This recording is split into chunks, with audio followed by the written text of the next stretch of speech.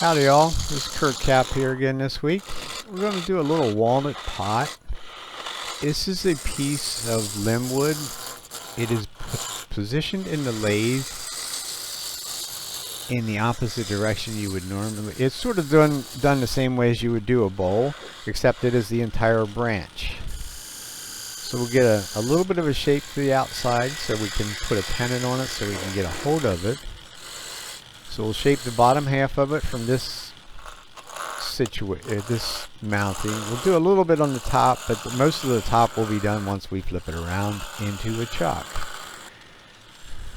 We want it to be cleanly cut, of course, just like any other time. But we gotta watch, because when we get up in this area here, we're actually sort of going in the wrong direction as far as cutting goes. And it will make the grain stand up, but we can always go back and cut in the proper direction once we get our shape the way we want it. Once again, this is a thing that's done between centers. Once again, we can manipulate the axis of the turning as long as we're between centers and no point in the live center. So once we get the bottom established, now we can flip it around and we can get our top shape the way we want it. These are actually fairly quick to do. They don't take a whole lot of, they really don't take a whole lot of specialty tools unless you want to have specialty tools. You will need some sort of a little bit of a hollowing tools. A lot of times before I even hollow it out, because once I start to hollow this thing out, it's going to move. So I sanded the outside to its final sanding grit, and then we'll go to the center. We can either drill the hole with a spindle gouge. We could also drill it with a drill bit. In this case, most of it I just did with the spindle gouge. I'm going to put the spindle gouge on its side. I use a heavier spindle gouge, and it will do a pretty decent job. As you can see, it doesn't always cooperate, so I just go back to the drill bit. It's just kind of a little bit easier for me just to drill sort of a depth hole so I know where the bottom is at. And we'll go back with our spindle gouge. We'll do the top rim into the hole, and we'll go around the curved surface on the outside, trying to match the shape on the outside. Once again, we use the wing of the spindle gouge in there, and we'll clean out as much as we can before we go to any sort of hollowing tools. This is actually a boring bar from one of the captured systems. It's in a handle. You can do most of this without using any of the captured stuff. You could do it all without using the capturing stuff. In some ways it's more fun if you don't. It's more of a learning curve. This is just a bigger boring bar. This is a piece off of one of the captured systems, but you could easily make this yourself. It's just a simple straight bar. It has I think this one has a 1/4 inch cutter at the bottom of it. It's just a matter of going into the drill hole, going towards the outside, and most of it's being done by feel. But here I cheated because I do have the captured system. I will measure the walls so that I get them really consistent, because this, once again, this is wet wood, so if it's too much of a difference, it will dry differently and could possibly crack.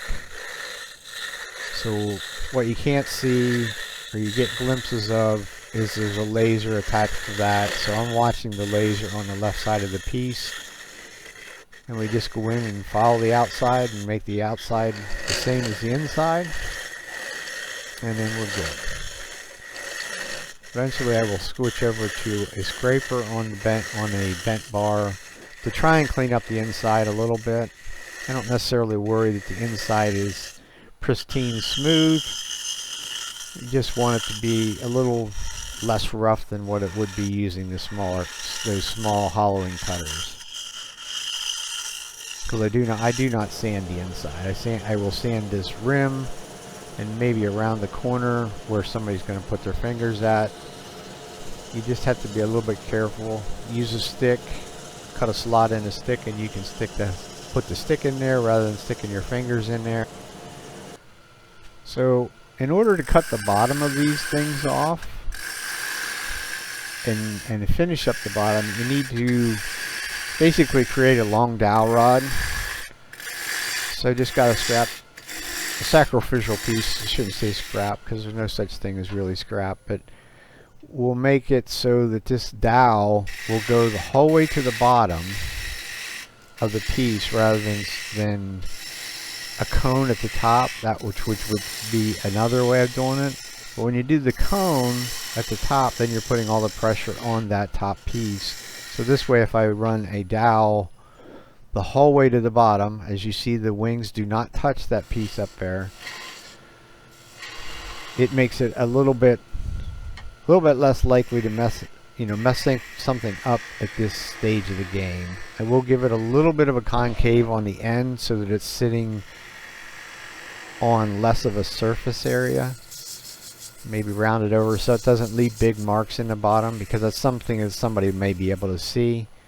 I think I also put a little piece of like craft foam on the very bottom of that. So now we're back in between centers, so we can finish cutting our tenon off and make this nice and smooth on the bottom. If you want a little bit of a decoration on the bottom, you could do that as well. And then we're off to finishing with our favorite finish, the Parfix 3408, which is a single coat, slow setting, no odor, super glue, which is my primary finish for most everything that I do. I'm also a distributor of it, but that's not why. I just like to use this. It's so simple to use and gives me the nice high satin shine that I want. So that's why I use it, and it, like I say, it is very quick and very simple. Once it cures for 24 hours, which is its total cure time, then I will take it and buff it with Vonnex, which Vonnex comes out of England, and it is designed to polish plastics and lacquer, which super glue is nothing more than a liquid plastic. So it does a very good job. It can also be buffed with white diamond as well. So I will buff it and put a coat or two of carnauba wax on using the buffing wheels. And that's it. We're done. If you wanted to, you could finish the inside of these. I mean, I finished down pretty much about as far as what my finger will go, but the very bottom doesn't really have any finish.